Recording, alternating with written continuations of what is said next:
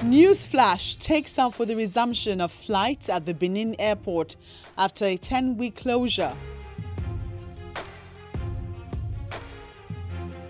The airport manager, Mr. Ayodele Sunday, said the airport has so far received 3 aircrafts. The airport was shut down on June the 20th for runway rehabilitation. After the completion of the job, we invited the regulatory agency, NCA, for inspection. They came on Monday last week. After the inspection, they went back to Lagos to write a report. And by Wednesday, they submitted a report and eventually wrote back to FAN, giving us a clean bill of health. Next, the Nigeria Civil Aviation Authority has been explaining why it has not paid salaries to its recalled members of staff.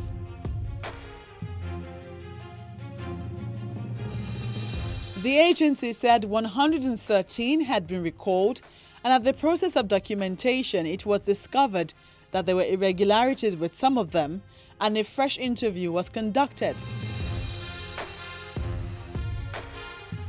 According to NCAA, 47 others are yet to be regularized because their names are at the Federal Character Commission for procedural confirmation. But the Nigerian Union of Air Transport Workers, NUATE, has said the plight of the affected 47 members of staff is unjustifiable. The Acting General Secretary, Olayinka Abioye, said the NCAA is playing games with the lives of members of staff. He said once regularization is completed, the 47 are now bona fide members of staff and are entitled to draw salaries. The union also says it's planning to reach the Federal Character Commission over the lingering issue. Well, here's hoping that the NCAA and NUATE will reach a middle ground over the matter.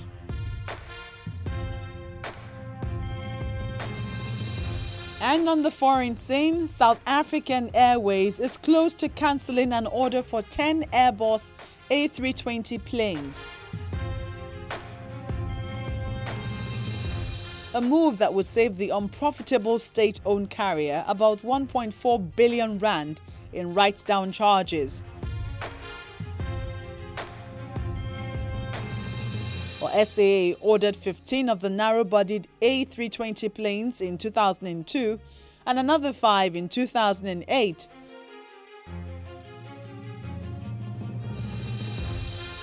Price escalation clauses in the contracts meant the carrier had to write down the value of planes delivered so far by about $10 million each, contributing to consecutive years of losses.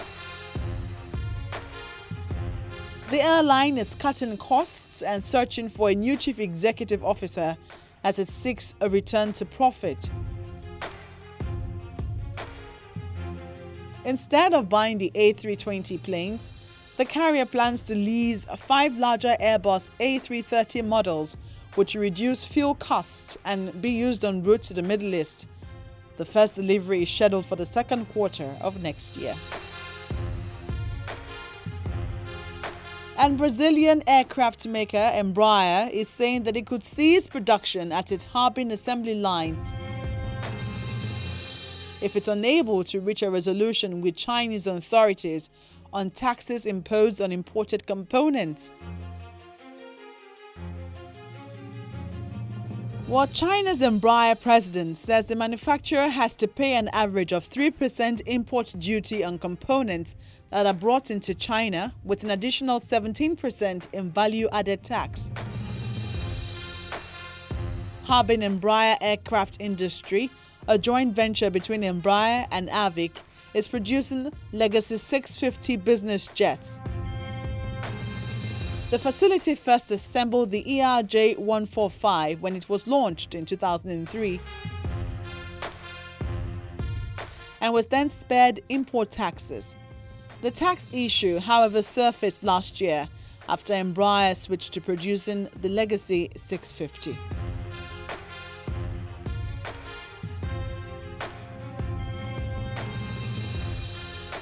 Finally, in India, the state carrier Air India made an emergency landing at the Indira Gandhi International Airport in New Delhi early in the week owing to a mid-air hydraulic leak. The pilot noticed the hydraulic failure when the flight was about to land, following which he alerted the airport authorities.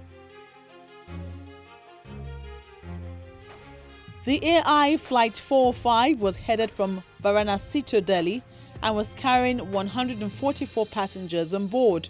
From the undercarriage, smoke was noticed after the plane touched down at the airport, following which an emergency was declared and fire brigades were summoned. The country's junior civil aviation minister, Mahesh Sharma, said no one was seriously injured.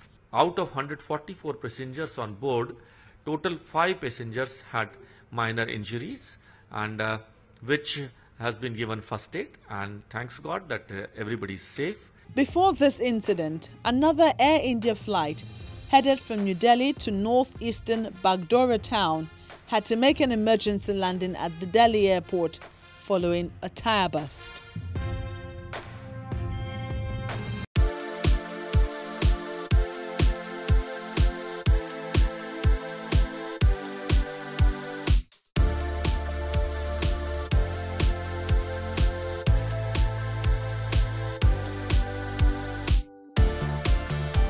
Before we go, we bring you highlights of the 2015 Russian International Air Show.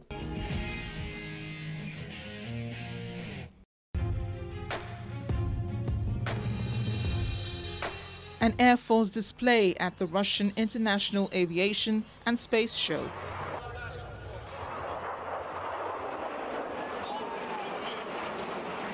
Aircraft fans, curious crowds, and families with children are present to see what's on display.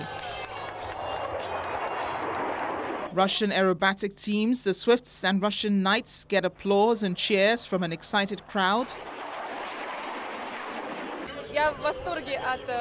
This is our legacy. It is the Russian sky, Russia's greatness, greatness of its history and its present. This is a festival day, nothing else. We have the greatest experience. Before the Air Force show, Russian President Vladimir Putin had attended the Marks International Air Show, which is holding in a town near Moscow. President Putin was in the company of King of Jordan Abdullah and Abu Dhabi Crown Prince Sheikh Mohammed bin Zayed Al Nahyan as Russian military planes darted through the sky and flew in formation over their heads.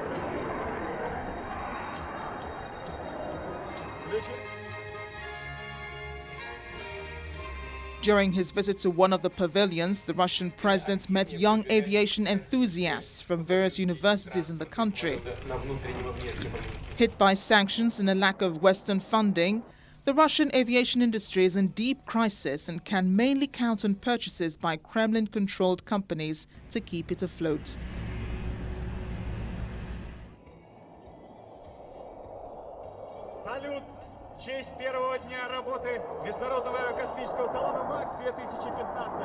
The biennial show runs for 4 days in the last week of August. It hosts top Russian officials and businessmen who use the show as a trading platform, while the air show entertains the general public.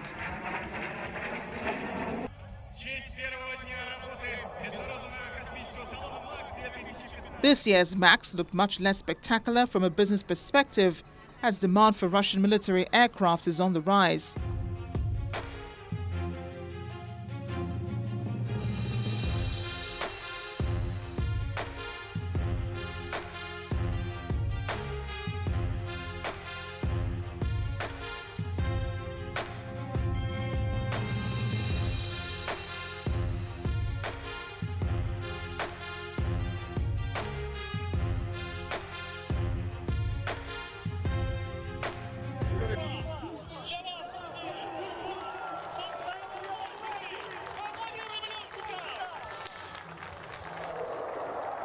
Two years ago, just before the Ukraine crisis plunged relations between Russia and the West to their worst level since the Cold War, the Marks Air Show generated some $21 billion in deals.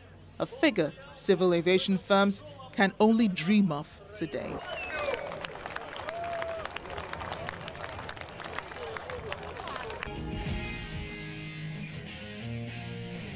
This is where we disembark on this edition. Once more, we look forward to your comments and suggestions, and our feedback platforms are open.